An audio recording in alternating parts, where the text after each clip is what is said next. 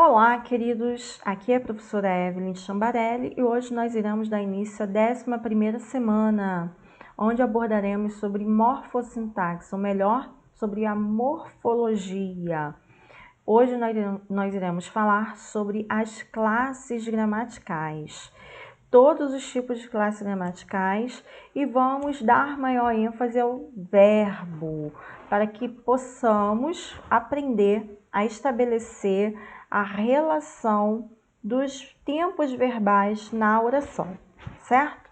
Então, o que acontece? Quando a gente fala sobre classes gramaticais, nós temos 10 tipos de classes gramaticais: substantivo, adjetivo, artigo, numeral, pronome, interjeição, conjunção, advérbio, verbo e deixa eu ver qual que eu não falei.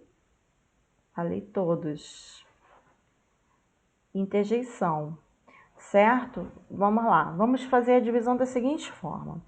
Nós temos as classes que são consideradas variáveis e as invariáveis. Vou começar pelas invariáveis, que são aquelas que não mudam nem em gênero nem em número. As invariáveis são preposição, interjeição, conjunção e advérbio. Estas não vão mudar em hipótese alguma, não irão ir para o plural nem para o feminino, vai ficar invariável. Agora, substantivo, artigo, adjetivo, pronome,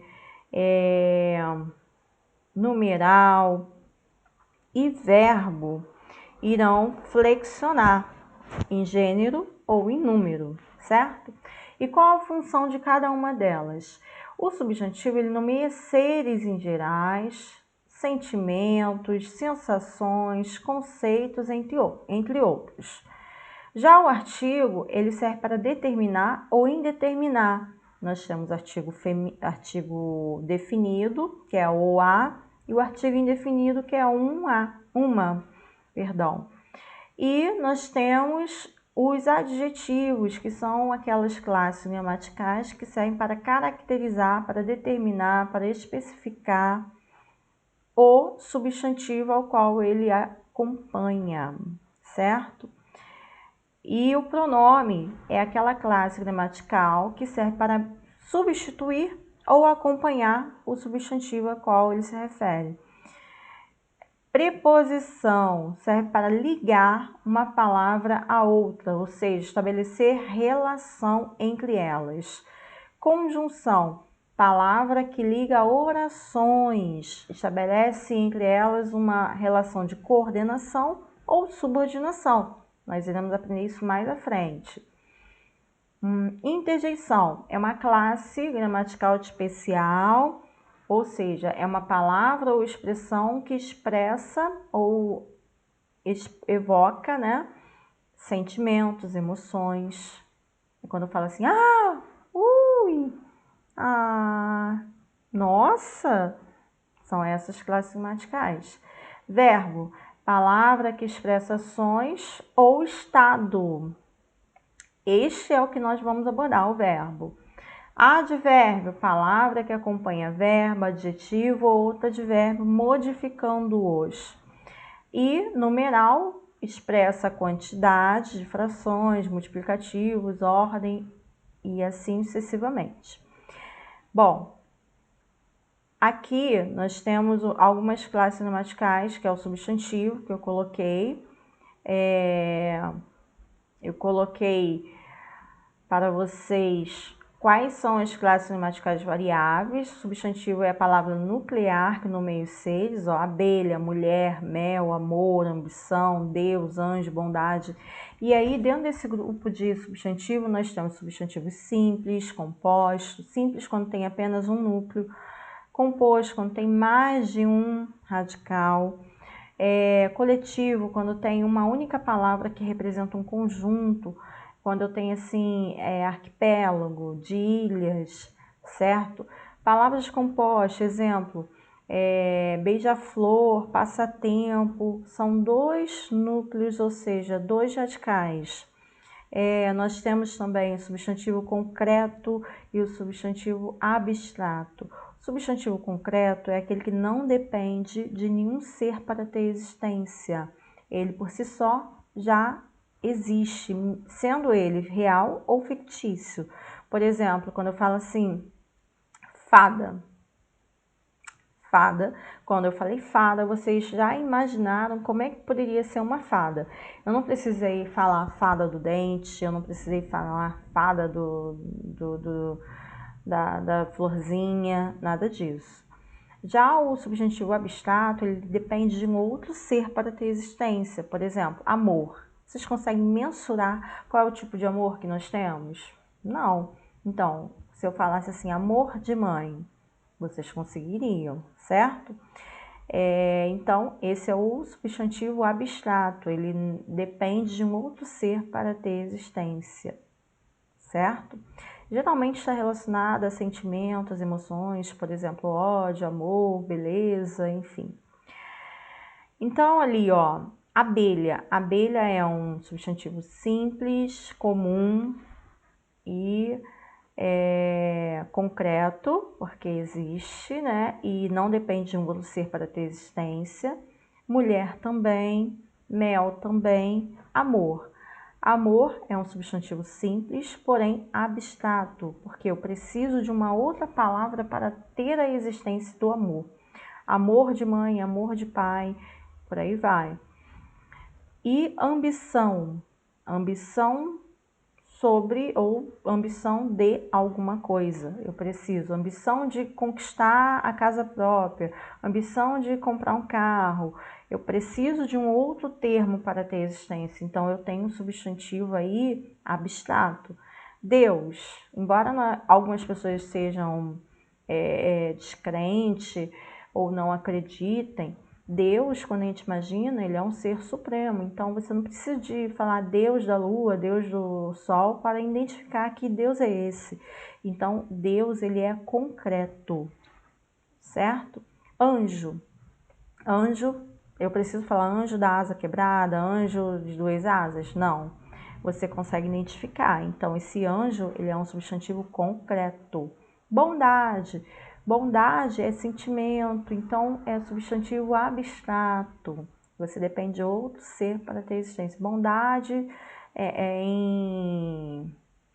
bondade nas características, enfim. Adjetivo. Adjetivo é a palavra modificadora que caracteriza os seres. Então, está se referindo à cor, à qualidade, enfim. Azul, branco, alegre, brilhante, rico, delicioso, amoroso, entusiasmado. Artigo. Artigo, ele determina o substantivo.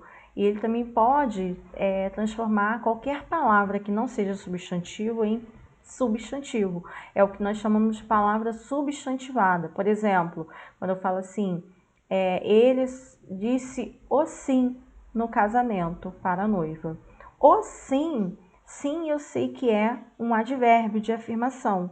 Porém, ao colocarmos o artigo o na frente do advérbio sim, eu transformei em palavra substantivada, certo?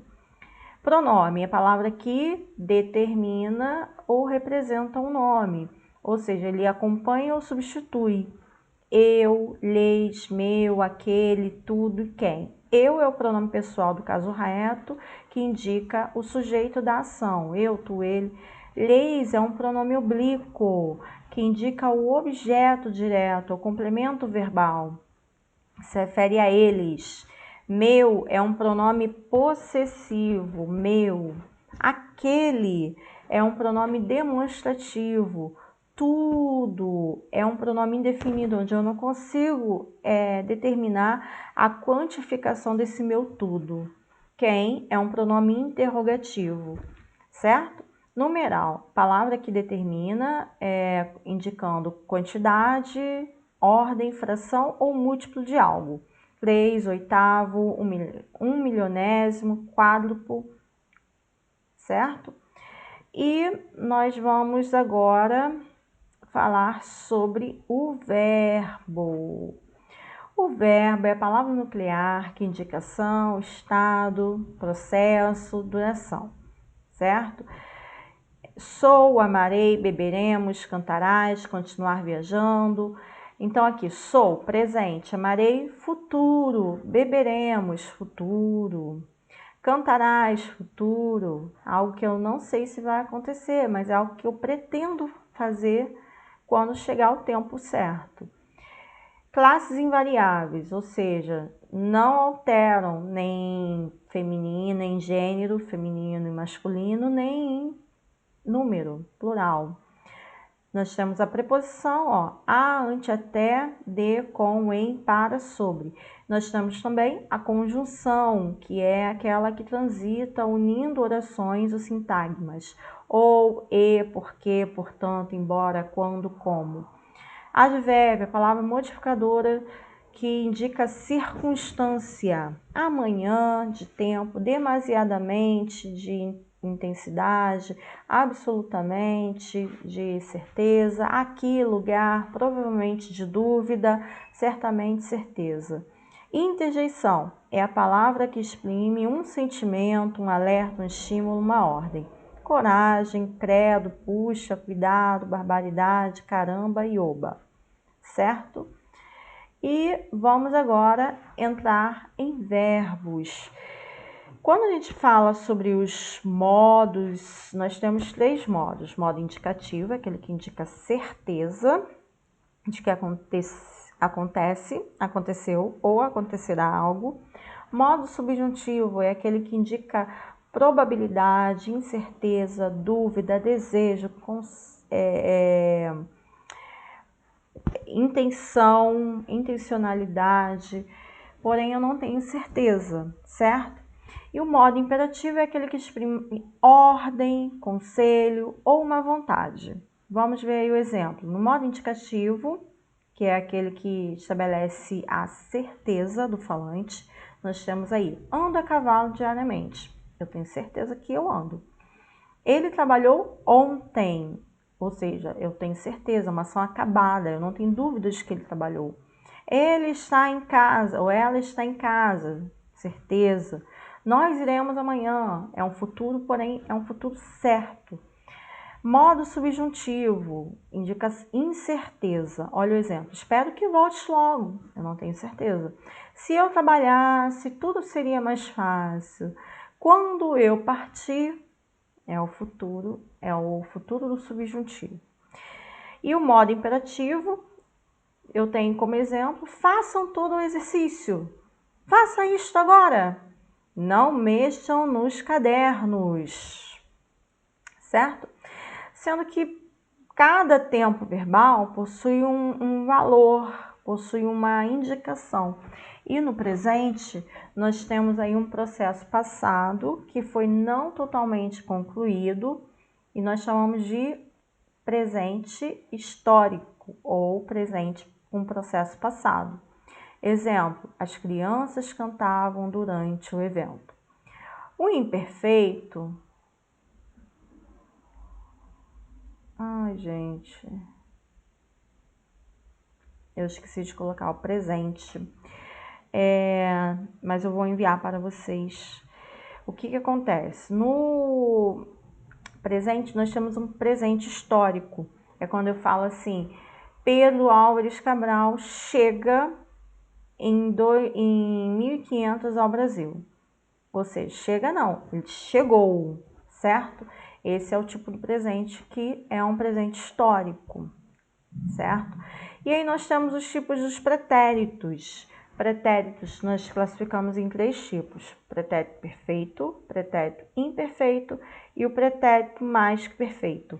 O pretérito perfeito é aquele que indica um passado acabado, totalmente concluído, que eu não tenho dúvidas de que ele acabou, como está aí no exemplo. A mulher vendeu a casa. Você tem dúvida? Não, ela vendeu. Pretérito imperfeito do indicativo. Eu coloquei 2 vezes ali, depois eu vou retificar. Indica um processo passado que não foi concluído, parece que ele é habitual, parece que não terminou. É quando eu falo assim, as crianças cantavam durante o evento. O imperfeito ele também pode ocorrer com um valor de futuro do pretérito. Exemplo, se eu tivesse mais coragem, eu reclamava, ou seja, eu reclamaria. Emprega-se nos pedidos, solicitações e denota que duvidamos da realização do fato ou exprime um desejo feito com modéstia ou com o simples propósito. Exemplo, queria viver para o seu filho.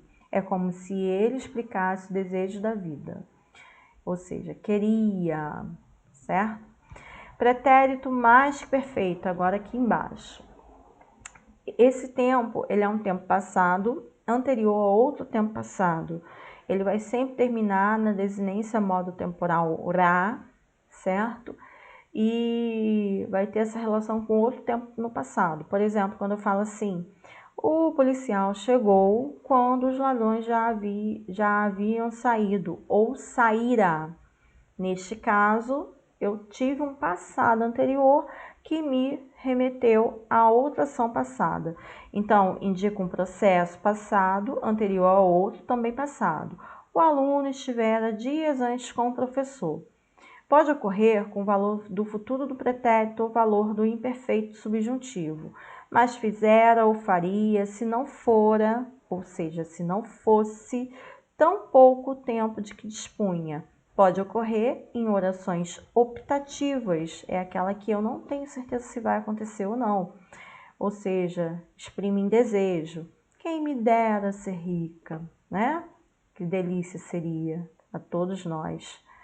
Vamos lá. Então, eu tenho aqui o modo indicativo e o modo subjuntivo, que eu coloquei para que vocês gravassem e aprendessem melhor a estrutura. Bom, presente, eu estudo, tu estudas, ele estuda, nós estudamos, vós estudais, eles estudam.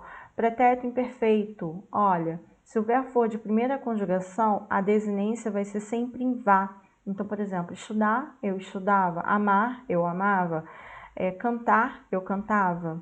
Tem uma regra, que são as desinências modo-temporais. Então, se o verbo for de segunda conjugação, vai ficar ia. Por exemplo, beber, eu bebia, eu comia. Se for de terceira conjugação, ir, vou tirar o ir e vou colocar ia. Então, partir, partia. Distribuir, distribuía.